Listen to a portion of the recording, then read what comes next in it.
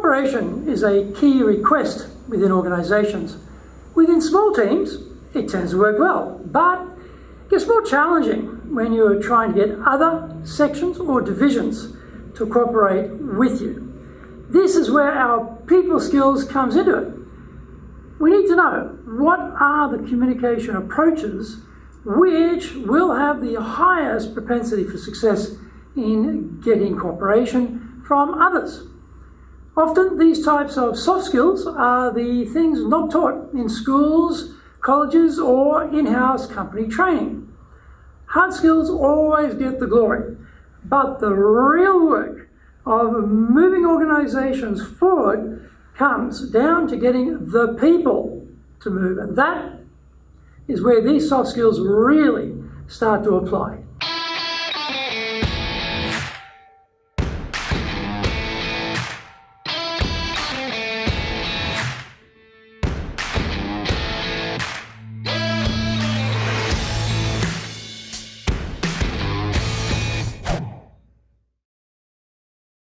Welcome back to this weekly edition, every Tuesday, of the Cutting Edge Japan Business Show. I'm your host, Dr. Greg Story, President of Dale Carnegie Training and best-selling author of Japan Sales Mastery. We are bringing the show to you from our High Performance Center in Akasaka in Minato-ku, the business center of Tokyo. Why the cutting edge? In this show, we are looking at the critical areas for success in business in Japan.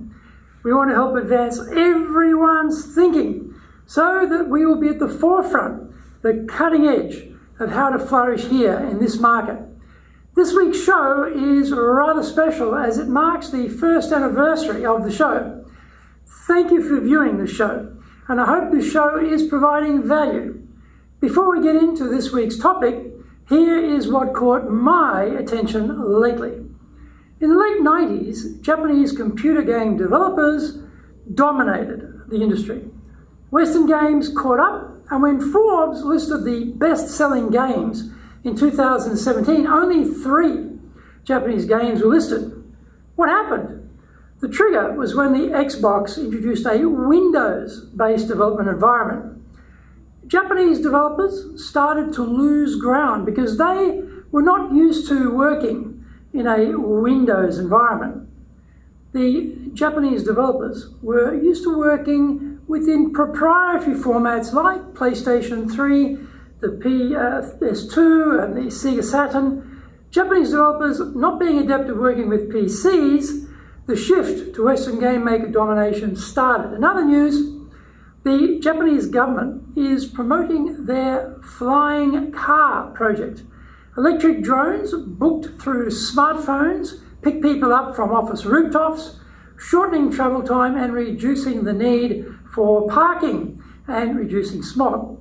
All Nippon Airways and NEC Corporation and more than a dozen companies and academic experts hope to have a roadmap for the plan ready by year's end. Google, drone company Ehang, and car maker Geely in China, Volkswagen of Germany, have all invested in flying car technology. Toyota Group companies have invested in a Japanese startup called Cartivator that is working on a flying car. One idea is to fly a car and light the torch at the 2020 Olympics. Can't wait to see if they can pull that one off.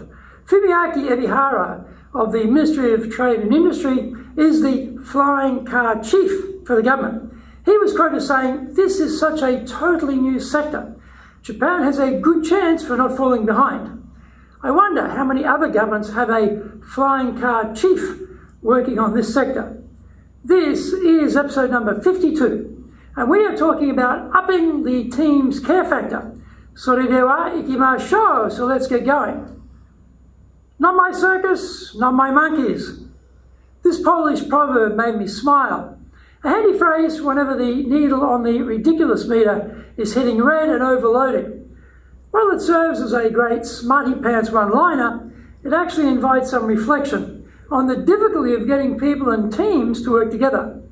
Another great zinger is the not invented here attitude of disinterest when you are trying to introduce change into organisations. Reflecting on working in small project teams, big divisions, across divisions, And ultimately across industry sectors, this "not my circus" disclaimer pops up all the time. It is funny but painful. Japan throws up a number of challenges around getting cooperation and innovation when it is not that person's circus nor their direct responsibility. The social ramifications of failing or making a mistake in Japan are such that people have become geniuses at micro-defining their roles and responsibilities. A hoary old tradition of tough love, Japanese bosses lambasting subordinates for errors and shortcomings, has had a salutary effect on subsequent generations, driving them deep into their comfort zones, keeping a low profile, teishisei, never volunteering, favouring group responsibility over individual accountability, carefully drawing and defending boundaries around the scope of one's job, are some of the outcomes. Not terribly helpful if we seek cooperation and innovation across our teams. In any organisation, anywhere, we get issues between sales and marketing, sales and production, the back office and production, IT versus everyone. Japan just manages to take it to another level of sophistication. Hence my smile when reading about circuses and monkeys. So what can we do about it? Here are some proven principles to improve cooperation up the care factor. By the way, we know all this stuff. We just forget to do it. Find out more when we come back from the break. If you want to be successful as a leader, do the Leadership Training for Managers course. All companies need people who can both manage and lead.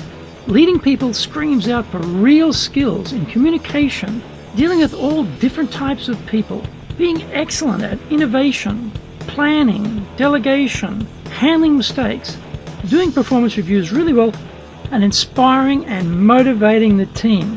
Do the Leadership Training for Managers course now in either Japanese or English.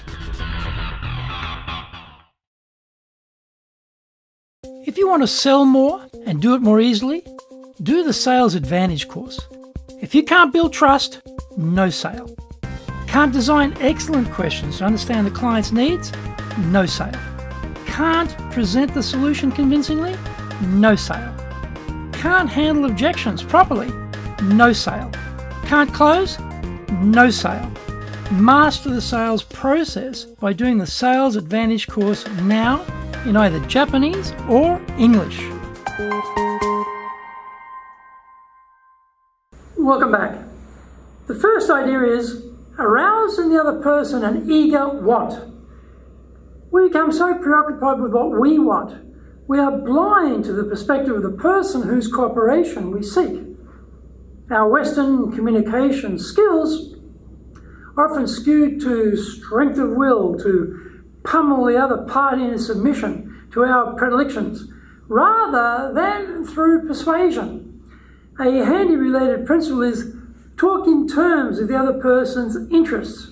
If we do that, then the understanding improves and the likelihood of getting their cooperation and ownership for a task goes up dramatically. Aligning our mutual interest is a winner, and the way to do that is to be a good listener. Encourage others to talk about themselves. Whoa, check yourself. When you want cooperation, are you babbling on about what you want and why it is important to you? No wonder we get the "not my circus" response or the "not invented here" reaction.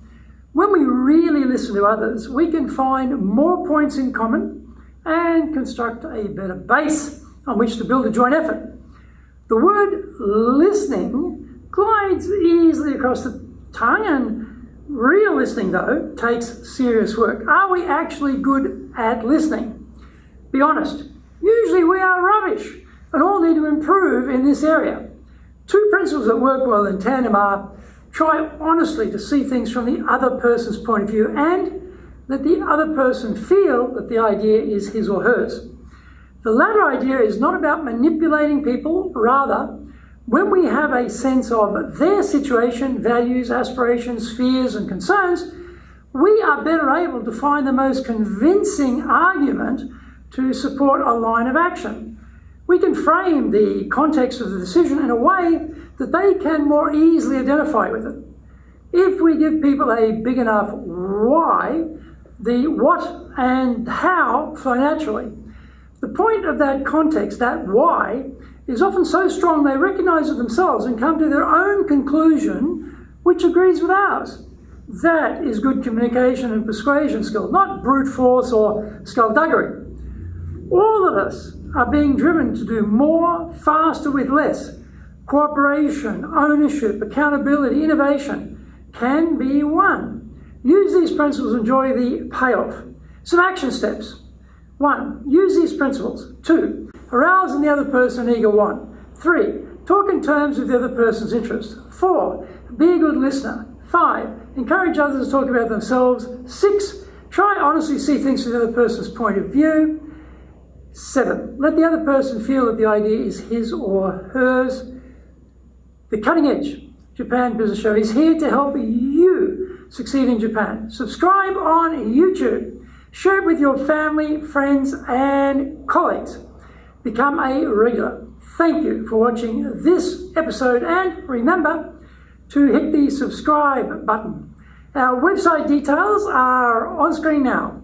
enjapan.dalecarnegie.com. It is awesome value, so check it out. In episode 53, we are talking about big boozy crowds and public speaking. Find out more about that next week. So, yoroshiku onegai itashimasu.